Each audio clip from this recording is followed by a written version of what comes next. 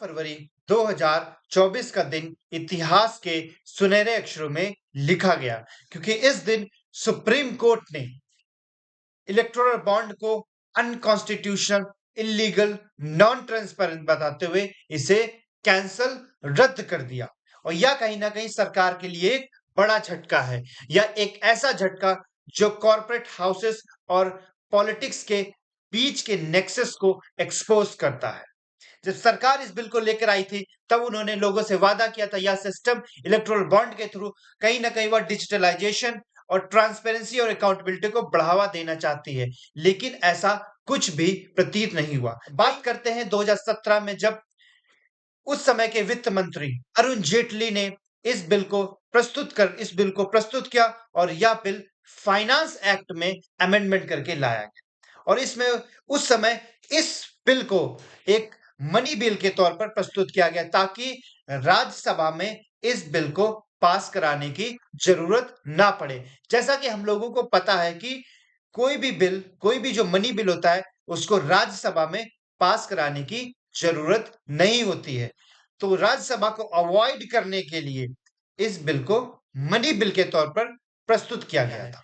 तो electoral bond एक ऐसा माध्यम है जिसके थ्रू कोई भी ग्रुप ऑफ ऑर्गेनाइजेशन, कोई भी इंडिविजुअल या कोई कॉर्पोरेट हाउस, कोई बड़ा कॉर्पोरेट हाउस अगर किसी पॉलिटिकल पार्टी को चंदा देना चाहता है, कि कोई भी देश की पॉलिटिकल पार्टी को चंदा देना चाहता है, बशर्ते उसका वोट शेयर एटलीस्ट 1% होना चाहिए रिप्रेजेंटेशन ऑफ पीपल एक्ट 1951 के अकॉर्डिंग, तो वो बंदा, वो इंडिविजुअल एसबीआई के ब्रांच में जाएगा, जो कि स्पेशल ब्रांच होगी, सारी ब्रांचों में नहीं, स्पेशल के ब्रांचों में जाएगा।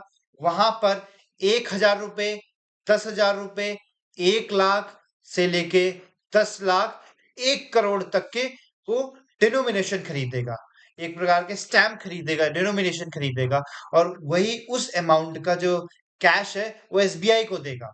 और इसके थ्रू वो इलेक्टोरल बॉन्ड खरीदेगा और बैंक में जमा कर देगा। उसके बाद वो जो चंदा है, वो जो बॉन्ड है, वो पॉलिटिकल पार्टी के पास चला जाता है, और उन पॉलिटिकल पार्टी को 15 दिन के अंदर वो इलेक्टोरल बॉन्ड को एनकैश कराना होता है।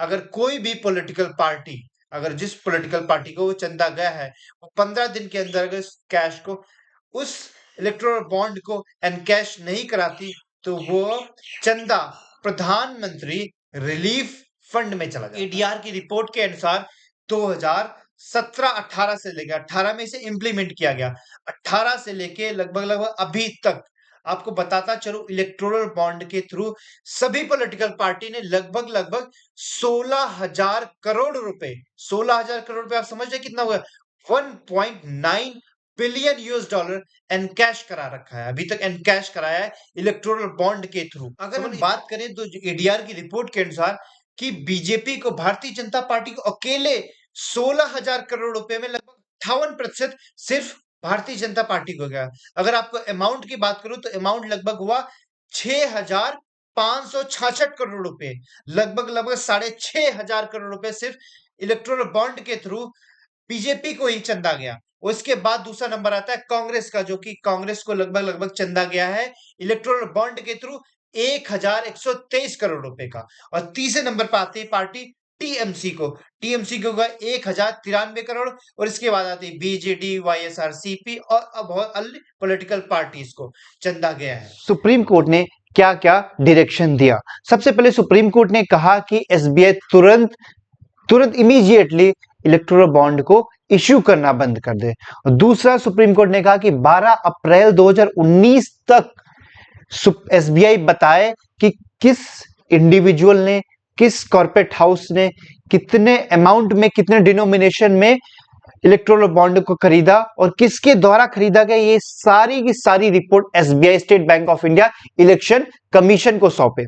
और अगर तीसरी सबसे इंपॉर्टेंट न्यूज है कि एसबीआई यह भी डिस्क्लोज करे, स्टेट बैंक ऑफ इंडिया यह भी डिस्क्लोज करे कि किस पॉलिटिकल पार्टी ने, चाहे वह सत्ता पक्ष हो या विपक्ष हो, कि किस पॉलिटिकल पार्टी ने जो इलेक्टोरल बॉन्ड को अभी तक टिल नाउ कितना एनकैश कराया, किस पॉलिटिकल पार्टी ने अभी तक एनकैश कराया। तो ये सारी की सारी रिपोर्ट एसबीआई इलेक्शन कमीशन को 100 पे।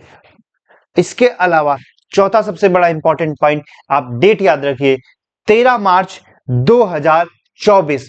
इस डेट को एक डेडलाइन रखी है सुप्रीम कोर्ट ने। इसे बताया है कि सुप्रीम कोर्ट ने कि इलेक्शन कमीशन को 13 मार्च 2024 तक सारी की सारी इंफॉर्मेशन, कि किस पॉलिटिकल पार्टी ने कितना एनकैश कराया है, किस ऑर्गेनाइजेशन ने, किस इंडिविजुअल ने, किस कॉर्पोरेट हाउस ने चंदा दिया है पॉलिटिकल पार्टी को, ये सारी की सारी डिटेल्स अपनी वेबसाइट पर अपलोड करे, एक पब्लिक डोमेन में लाए, ताकि आम इंसान को, एक आम नागरिक को, एक जो वोटर हम और आप जैसे वोटर्स को पता चल पाए कि कौन सी पॉलिटिकल पार्टी को किस पर्सन ने चंदा कितने अमाउंट में दिया है। अब देखने वाली बात यह होगी, क्या भारतीय जनता पार्टी, क्या बीजेपी इस पर कुछ अमेंडमेंट के थ्रू, कुछ रूल एंड रेगुलेशन के थ्रू कम से कम लोकसभा इलेक्शन के तक आने से रोकने की कोशिश करेगी। क्योंकि कोई भी क्योंकि भारतीय बीजेपी या बिल्कुल नहीं चाहेगी कि उसका डोनेशन पता चल पाए, कि उसको कौन सा बड़ा घराना, कौन सा बड़ा बिजनेसमैन कितने अमाउंट में पैसा दे रहा है। क्योंकि थोड़े दिन 15 फरवरी 2024 को जब इस देश के उच्चतम न्यायालय ने ये ऑर्डर पारित किया कि इलेक्टोरल बॉन्ड को बैन किया जाता है, तो उसके साथ एक और ऑर्डर दिया गया। एसबीआई मतलब स्टेट बैंक ऑफ इंडिया, इस देश के सबसे बड़े सार्वजनिक बैंक को कहा गया कि वो इलेक्टोरल बॉन्ड देने वालों की सूची को सार्वजनिक करे 6 मार्च 2024 तक। करीब 21 दिन का टाइम दिया गया। ये कौन लोग थे? क्योंकि सुप्रीम कोर्ट का मानना था कि लोकतंत्र में लोगों को यह जानने का हक है कि किसने किस पार्टी को कितना पैसा और कब दिया है। यही निहित था इस ऑर्डर में। एसबीआई ने अब सुप्रीम कोर्ट से और वक्त मांगा है। एसबीआई का कहना है कि उनको 30 जून तक का वक्त चाहिए इस डेटा को सार्वजनिक करने के लिए। विडंबना यह है कि एसबीआई, जिसके 48 करोड़ से ज्यादा अकाउंट्स हैं, जिसकी करीब 66,000 एटीएम्स हैं, जिसकी करीब 23,000 ब्रांचेस हैं, उस एसबीआई को मात्र और मात्र 22,217 इलेक्टोरल बॉन्ड का विवरण देने के लिए 136 दिन और चाहिए।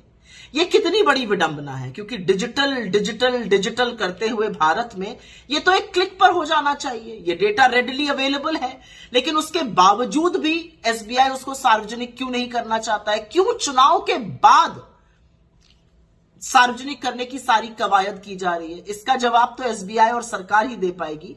लेकिन असलियत यह है कि जब यह डेटा बाहर आएगा, जब पता चलेगा कि किसने किसको कितना पैसा दिया, तो कलई खुल जाएगी। क्योंकि भाजपा को करीब 98% पैसा मिला है इलेक्टोरल बॉन्ड का। तो पता चल जाएगा कि क्या उन लोगों ने इलेक्टोरल बॉन्ड में पैसा दिया भाजपा को जिनके खिलाफ केस चल रहे थे?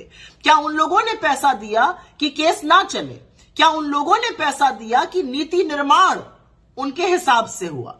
ये सारी बातें सार्वजनिक हो जाएंगी, लेकिन पूरी कवायद जारी है कि चुनाव के पहले ये नाम सार्वजनिक ना हो। कंडीशन फेवर में बनाने के लिए इसमें बहुत सारे अमेंडमेंट लाए गए, जैसे कि section 182B the companies act में अमेंडमेंट लाया गया कि पहले क्या था कि कम 7% से प्रॉफिट जो होगा वो सरकार, वो जो कॉर्पोरेट कंपनी है वो सरकार को चंदे में दे सकती है। बट उसके बाद उस कंपनीज एक्ट में अमेंडमेंट लाया गया सेक्शन 182B के थ्रू, इसमें जो अपर लिमिट है वो हटा दी गई। मतलब अब कोई जो प्रॉफिट मेकिंग कंपनी हो या लॉस मेकिंग कंपनी हो, मैक्सिमम चंदा जितना चाहे चंदा वो किसी इलेक्टोरल बॉन्ड के थ्रू किसी पॉलिटिकल पार्टी को दे सकती है। वो कैप हटा दी गई। और जब सुप्रीम कोर्ट ने क्वेश्चन पूछा कि लॉस मेकिंग कंपनी क्यों सरकार को चंदा दे सकती है, सोचने वाली बात है। कोई कंपनी अगर लॉस कर रही है, प्रॉफिट नहीं कमा रही है, वो सरकार को क्यों चंदा देगी? और सरकार उसके चंदे के एवज में उसको कौन कौन से बेनिफिट देगा, कौन से हिडन इंटरेस्ट देगा? इसके अलावा the reserve bank of India RBI act में भी चेंजेस किया गया।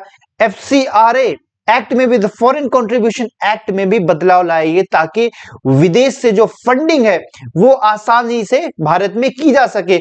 कोई भी फॉरेन बंदा, कोई भी फॉरेनर, कोई भी बंदा शेल कंपनी भारत में बना के, शेल की कंपनी होती है और जिसमें ट्रांजैक्शन नहीं कहीं हो रहा होता है, कि कोई भी कंपनी का कोई प्रॉफिट या लॉस नहीं हो रहा था, उसके थ्रू पैसा हम डंप करते हैं।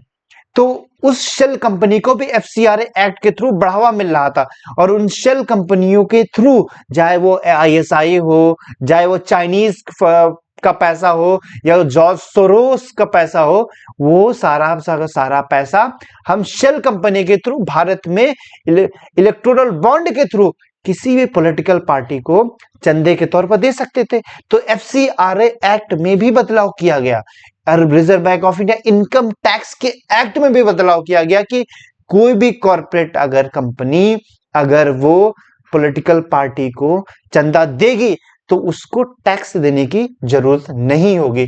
मींस अगर आप फंडिंग कर रहे हैं तो आपको टैक्स देने की जरूरत उस केस में नहीं होगी। तो इस प्रकार के कुछ एक्टों में अमेंडमेंट लाएगा जिससे मैक्सिमम फायदा सिर्फ एक पॉलिटिकल पार्टी को हो रहा था, वो है भारतीय जनता पार्टी BJP, जिसने लगभग 6,500 करोड़ रुपए इस पर लगभग, जो सुप्रीम कोर्ट ने इसे क्या कहा है, सुप्रीम कोर्ट ने इसे क्विड प्रो क्यू कहा है, और ये बहुत ही गंभीर मुद्दा है जो कि पिछले 5 सालों से चला आ रहा था, पिछले 5 सालों से लगातार पेंडिंग चल रहा था। और सबसे बड़ी बात यह है कि पॉलिटिकल पार्टी ने लगभग 16,000 करोड़ रुपए, समझ रहे हैं आप, 16,000 करोड़ रुपए एनकैश करा लिया, और सुप्रीम कोर्ट उनसे ये बोल रही कि अब कान पकड़ के बोल रहे कि इस बार गलती कर रहे हैं, इस बार छोड़ रहे, नेक्स्ट टाइम से नहीं। तो कहीं ना कहीं ये क्वेश्चन था, और ये 16,000 करोड़ रुपए अभी जो आने वाला 2024 का लोकसभा इलेक्शन है उसमें यूज किया जाएगा, उसमें लोगों को एल्योर किया जाएगा, आम जनता के वोटर, आम जनता, आम नागरिक को एल्योर किया जाएगा, डिस्टोर्ट किया जाएगा डेमोक्रेसी को।